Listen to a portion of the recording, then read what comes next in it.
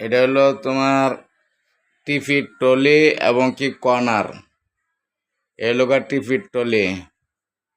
আবার এ হলো গা ড্রেসিং। এখানে মুখ দেখার গ্লাস হবে, ফার্নিচার ড্রেসিং।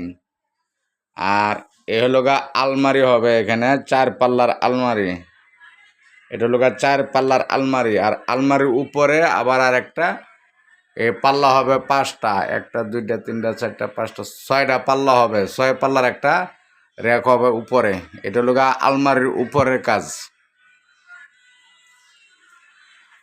আর এটা হচ্ছে তোমার পড়ার টেবিল।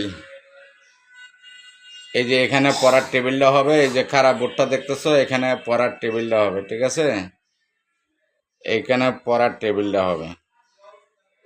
পড়ার টেবিলটা বডিটা ফিটিং হয় নাই, এই যে ওই লোক পড়ার টেবিলে বডিটা করছি, এখানে অনেক ফিটিং করি নাই আমরা, ঠিক আছে?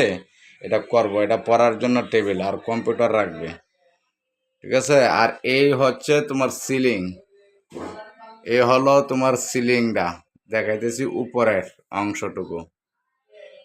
এ হলো সিলিং,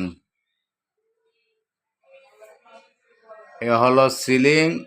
আর এই যে মাঝখানে হবে তোমার ফ্যান। এই যে গোল একটা চিহ্ন দেখতেছো, এখানে ফ্যানটা ঝুলবে, ঠিক আছে? মিডিলে এই যে এখানে ফ্যানটা বসবে, যে গোল এখানে আমরা ছিদ্র করে দিব, পরে ফ্যান বসাইবে, ঠিক আছে? এই হলো সিলিং। এগুলো তো কালার টালার হয় না, কাজটা এখনো শেষ হয়নি। কাজটা কমপ্লিট হলে পরে কাজের সৌন্দর্য আসবে। পাল্লা পাল্লা ঝোলানি হইলে পরে আমি আবার ভিডিও করে আমি তোমার কাছে পাঠাবো, ঠিক আছে? টোটাল কমপ্লিট করে পরে পাঠাবো ইনশাল্লাহ। আবার এই যে আরেকটা রুম ধরা হয়েছে, এখানে আবার আরেকটা রুম আছে। যে এটা হলো এই যে সিলিং এর কাজ আমরা করছি হবে মাত্র, ঠিক আছে? এটাও দেখো, এটাও শুধু আমরা সিলিং এর কাজটা করতেছি। আর এখানে আলমারি ক্যাবিনেট হবে, এখানে হবে ক্যাবিনেট, এই ফার্নিচারগুলো বাহির করা হবে, ঠিক আছে?